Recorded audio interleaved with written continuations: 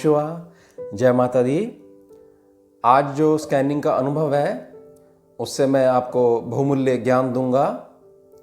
अध्यात्म का जो मार्ग है इसमें जो भी व्यक्ति ऊपर उठना चाहता है उसके लिए सबसे बेसिक जो नियम है वो है कि आपको एक अच्छा शिष्य बनना पड़ेगा, गुरु का अच्छे प्रकार से अनुसरण करना पड़ेगा। स्कैनिंग में हमने अपने अनुभव में जो शिष्य होते हैं उनको दो प्रकार से समझाया है। पहले शिष्य वो शिष्य होते हैं जो कि गुरु के शरीर को अनुसरण करते हैं, और दूसरे शिष्य कौन से होते हैं? जो गुरु को तत्व रूप में मानते हुए गुरु तत्व का अनुसरण करते हैं।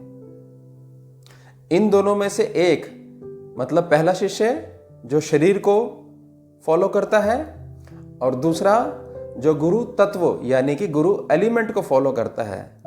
इनमें से एक शिष्य ऐसा होता है जो गुरु बनेगा ही बनेगा आगे चलकर अपने गुरु के आशीर्वाद से, और एक बहुत कुछ करने के बाद भी अच्छा शिष्य तो बन जाएगा लेकिन एक पूर्ण गुरु की पदवी उसको कभी भी नहीं मिल पाती है।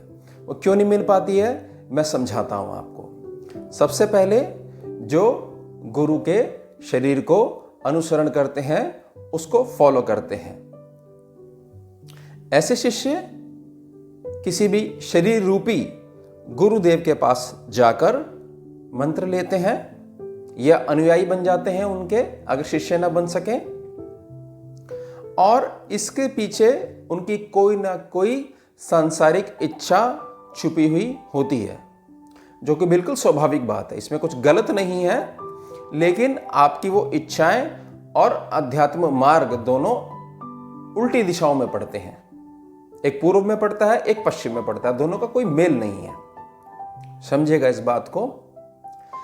ये जो शिष्य जो होते हैं, जो पहली कैटेगरी है,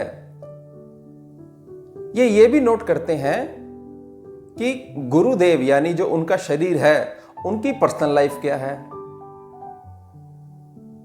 वो अपने मन में एक इमेज गुरु की बना लेते हैं कि हमारे जो गुरु हैं उनको तो ऐसा होना चाहिए, उनको कभी गुस्सा भी नहीं आना चाहिए, उनको तो कभी चाय भी नहीं पीनी चाहिए, फ्रिज का पानी भी प्रयोग नहीं करना चाहिए, मटके का ही पानी पीना चाहिए, उनको इतने समय तक व्रत रखना चाहिए, उनको सुबह इतने बजे उठना चाहिए। ये उनके मन में एक धारणा बैठ जाती है, और इसका फल ये होता है कि गुरु के शरीर ने जितना ज्ञान उनको दे दिया उसको वे तोते की तरह रट्टा तो लगा लेते हैं लेकिन उसमें कभी भी संशोधन नहीं कर पाते।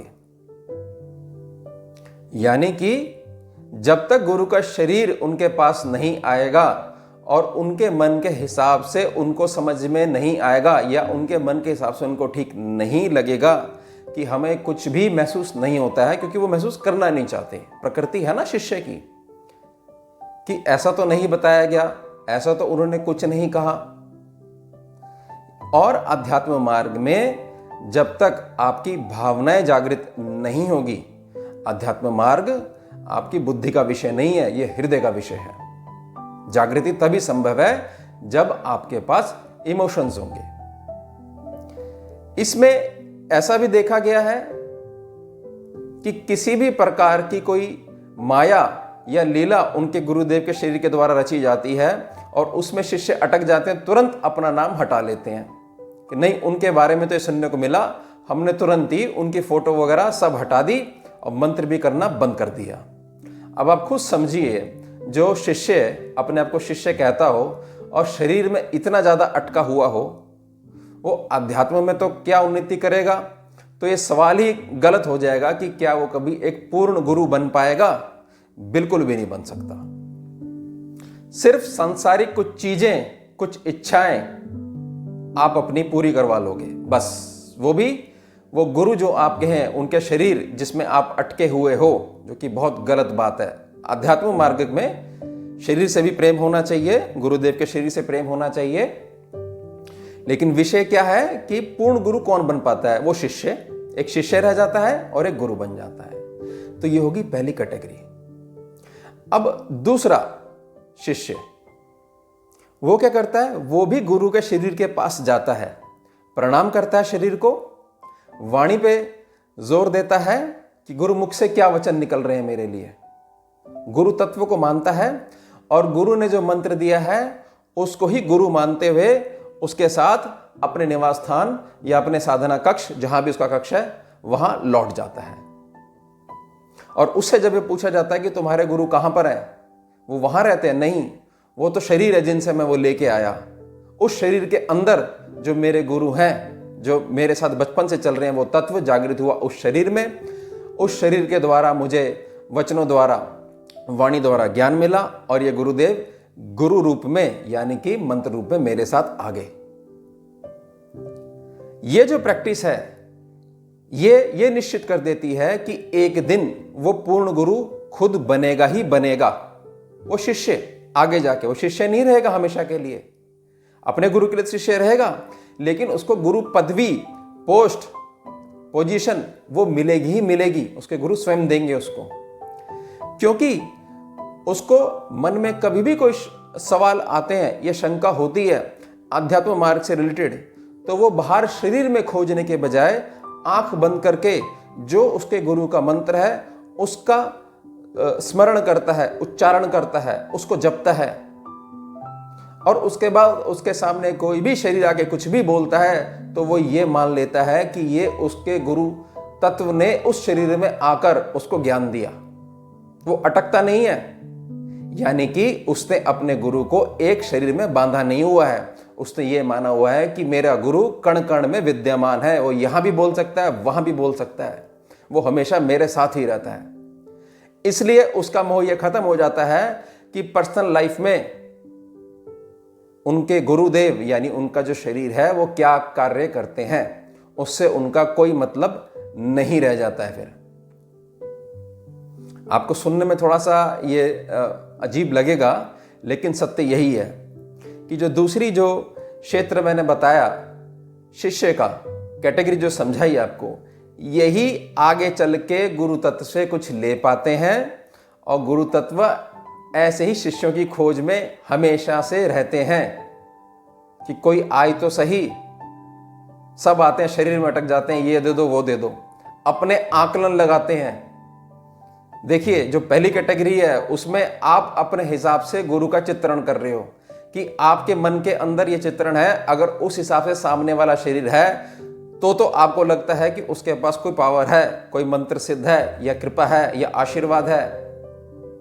नहीं तो आप छोड़ के दूसरे शरीर के पास, तो शायद ऐसे आपको गुरु मिल जाए कि उनकी कृपा से आप एक अच्छे शिष्य बन जाओ।